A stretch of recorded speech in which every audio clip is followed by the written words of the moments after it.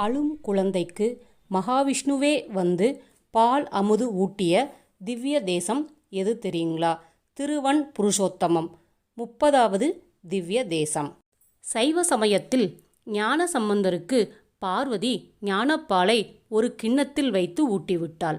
அதேபோல வைணவத்தில் மகாவிஷ்ணு பசியால் அழும் குழந்தைக்கு ஒரு பார்க்கடலையே உருவாக்கி பால் அமுது தந்திருக்கிறார்.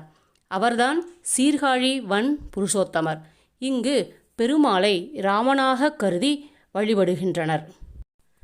வியாக்கிரபாதர் என்ற மகரிஷிக்கு நீண்ட நாட்களாக குழந்தை பேறு கிட்டவில்லை. இது குறித்து புருஷோத்தம பெருமாளிடம் தினம் வேண்டிக் கொண்டு வந்தார்.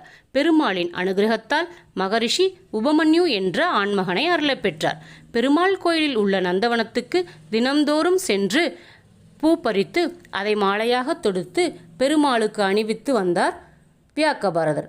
ஒரு நாள் வியாக்கிரபாதர் நந்தவனத்துக்கு கிளம்பும்போது குழந்தை உபமன்யுவும் அவருடன் வருவேன் என்று அடம்பிடித்து அழுதான். குழந்தையின் அழுகுரலுக்காக நந்தவனத்துக்கு அழைத்துச் சென்றார்.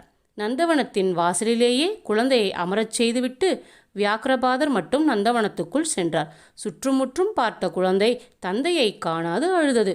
மேலும் பசியாலும் துடித்தது.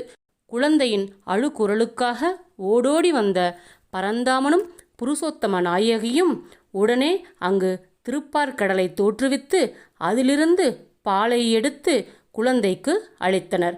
முனிவர் திரும்பி வரும் வரையில் குழந்தையை தன் மடியில் வைத்து அந்த குழந்தையை பத்திரமாக பார்த்து கொண்டனராம். குழந்தைக்காக மனம் இறங்கிய புருஷோத்தம பெருமாள் நமது அழுகுரலுக்காகவும் ஓடோடி வருவார்.